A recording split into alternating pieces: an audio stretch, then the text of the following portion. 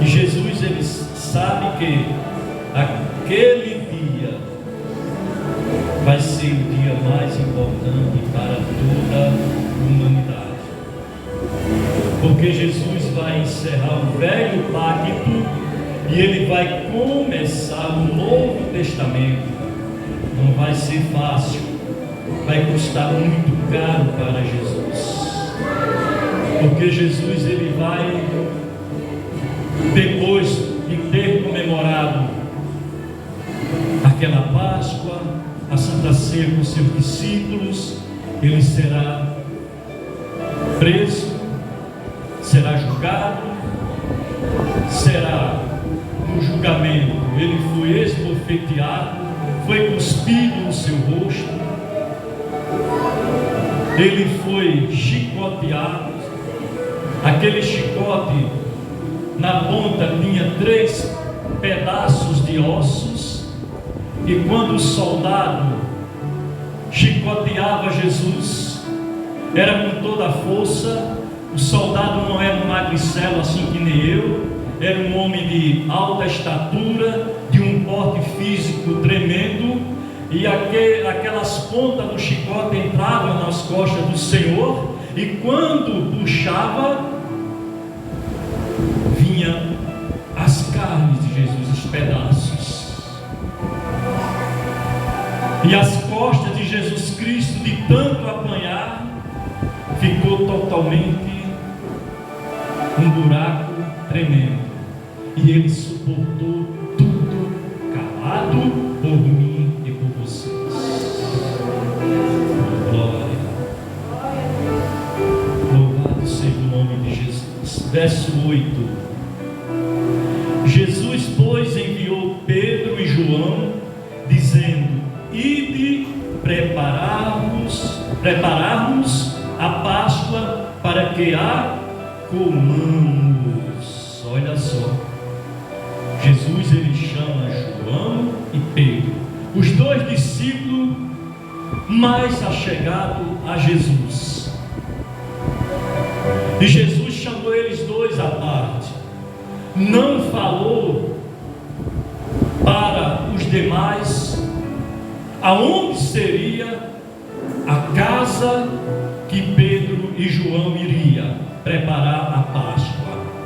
E nesse momento em que Jesus pede que João e Pedro vá preparar a Páscoa, eu acho que eles ficaram sem entender. Como é que nós vamos prepararmos a Páscoa se nós não temos nada?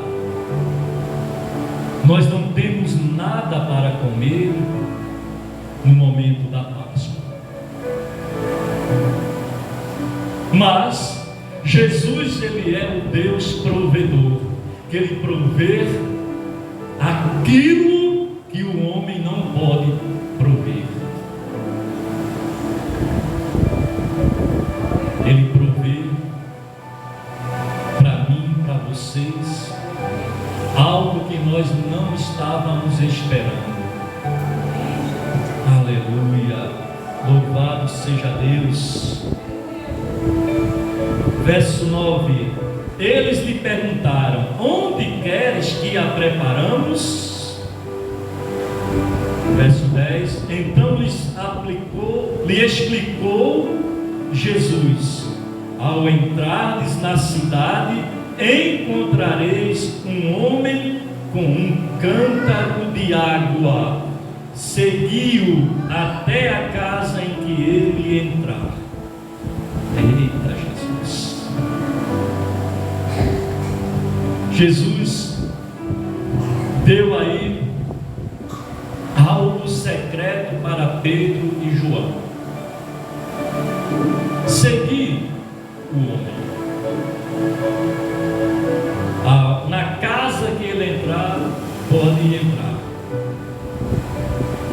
Jesus não falou abertamente entre eles, os 12 discípulos, porque Judas, ele era o traidor. E se Judas soubesse o que Jesus tinha pedido para Pedro e João fazerem, Judas com certeza iria sair de mansinho e acompanhá-los, para chegar para os soldados e dizerem: o mestre vai comemorar a Páscoa em tal lugar. E isso não poderia acontecer porque Jesus ele tinha dia, hora e modo para morrer. E Jesus chegou e falou em particular para Pedro e João. E assim Pedro e João chegou diante de uma grande multidão e só via mulheres carregando um cântaro, porque essa era uma tarefa que era para as mulheres, não era tarefa para homens, era para as mulheres. É tanto que quando Jesus estava no poço de Jacó, veio aquela mulher samaritana buscar água. E Jesus diz: mulher, dá-me de beber. E ela diz: Senhor, como vou te dar de beber? Se tu és judeu, eu sou samaritana. Jesus diz para aquela mulher: mulher, se tu soubesse quem te pede água, eu lhe daria a água da vida que jorra por toda a vida eterna. Você vai voltar aqui novamente, vai tomar da água desse poço, mas você vai voltar a ter sede. Você sempre vai ter que vir buscar água. Você nunca vai ter a sua sede saciada. Mas a água que Jesus se referiu para ela é o Espírito Santo. Aleluia, aleluia, glória a Deus. E Pedro e João ficou naquela multidão de mulheres procurando se havia um homem carregando um cântaro. E de repente Pedro e João olha lá, qual homem carregando será esse? Não tem mais outro? Não estamos vendo mais nenhum? Só pode ser ele, então vamos seguir. E seguiram aquele homem. E justamente quando chegaram naquela imponente mansão, o homem entrou e os dois invadiram a casa. E de repente se depararam com o dono da casa e eles perguntaram: tu és o dono da casa? Ele disse: sim, sou eu mesmo. Vamos acompanhar aqui, verso 11. E dizei ao dono da casa: o mestre manda perguntar-te: onde é o aposento no qual hei de comer a Páscoa com os meus discípulos? Ele está ali. Aquele homem, ele já sabia quem era o mestre, porque provavelmente Jesus já havia conversado com ele. E esse homem, ele também é anônimo nessa história. Nós não sabemos o nome daquele homem que conduzia o cântaro com água.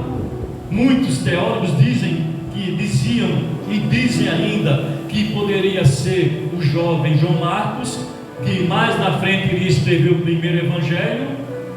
Mas João Marcos, ele era um adolescente, ele não era um homem ainda, então não poderia ser o Marcos. E aquele homem chamou Pedro e João e apresentou-lhes um grande cenáculo, um cenáculo tão grande que poderia caber 500 pessoas ou mais. E quando eles olharam para a mesa, tudo já estava preparado. Oh, glória! Aquele homem, ele devia ser um discípulo oculto de Jesus, assim como Nicodemos, que foi ter um encontro com Jesus, assim como José de Arimateia, que cedeu o sepulcro para Jesus. E ele devia ser um discípulo oculto também. Ele já preparou tudo. E quando eles viram aquela mesa, o que era que tinha naquela mesa? Tinha a água da purificação. porque os judeus não comem sem antes lavar as mãos e os pés. E o que mais que eles viram ali? Viram um cordeiro sem sangue. E depois que olharam novamente, viram cálice com vinho. E a água tem um significado, é a água do batismo. O cordeiro é Jesus Cristo.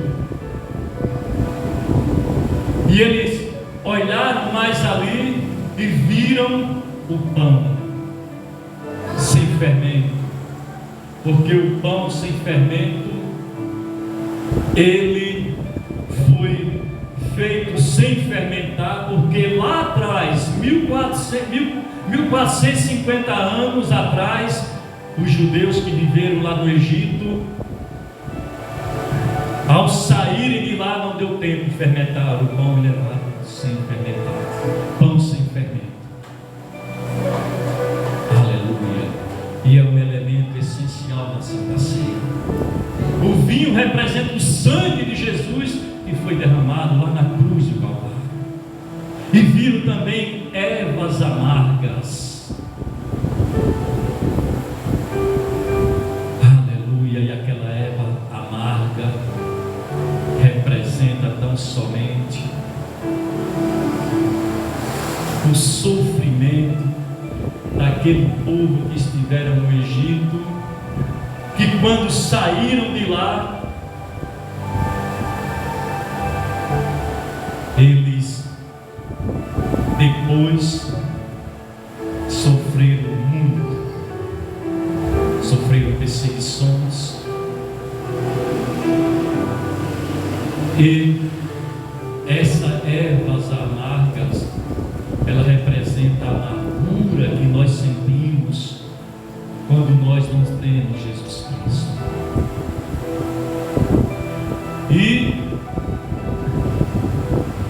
o vinho, que representa o sangue do Senhor, quando sacrificaram o cordeiro e pegaram o sangue e passaram nos umbrais das portas, quando o anjo da morte veio, aonde tinha a marca do sangue, o anjo da morte não entrou. Aleluia. E ali eles viram mais ainda leite, queijo, mel, nozes, granolas, muitas coisas boas. E essas coisas boas que eles viram representam tão somente uma vida abundante, porque Jesus diz em sua palavra: eu vim para que tenham vida e vida em abundância. Aleluia. Louvado seja o nome do Senhor, que criou os céus e a terra. Aleluia. Verso 12: ele vos mostrará um espaçoso cenáculo mobilado, ali fazer os preparativos, e indo tudo encontraram como Jesus lhe dissera, e prepararam a Páscoa. Ali foi a última Páscoa de Jesus e a primeira Santa Ceia. Aleluia. E hoje nós vemos aí que o mundo, ao invés de mostrar a verdade, eles não mostram. Eles trocam os elementos que é da Páscoa, da Santa Ceia, tão somente por chocolates, ovos de chocolate. Não tem nada a ver com a palavra de Deus. E aquele homem carregando aquele cântaro, ele estava carregando a água da vida, a água que sacia nossa sede. Como diz aqui Isaías 64:8, não é nem preciso você abrir. Aleluia. Mas agora, ó Senhor, Tu és nosso Pai, nós somos o barro e Tu o nosso oleiro, e todos nós obras das tuas mãos. Nós somos obras das mãos de Deus. Nós somos um vaso. E por sermos um vaso, muita gente vai querer nos seguir. Porque nós carregamos a água conosco, a água da salvação. Assim como aquele homem anônimo estava carregando aquele cântaro cheio de água. Mas acontece que tem muita gente que estão por aí, seguindo muitas mulheres, mas nenhuma delas carregam a água da vida. Só Jesus é quem tem esse poder. Só Jesus é quem carrega a água da vida, e somente Ele nós devemos seguirmos. Aleluia! Louvado seja Deus. Aquele homem, ele entrou para a história da humanidade. Um anônimo entrou para a história da humanidade, porque ele estava carregando consigo a água da vida, a água que representa a purificação, a água que representa tão somente o batismo nas águas. O pão da Santa Ceia, que também é conhecido por pão asmo ou pão ázimo, que quer dizer um pão sem fermento. Aleluia!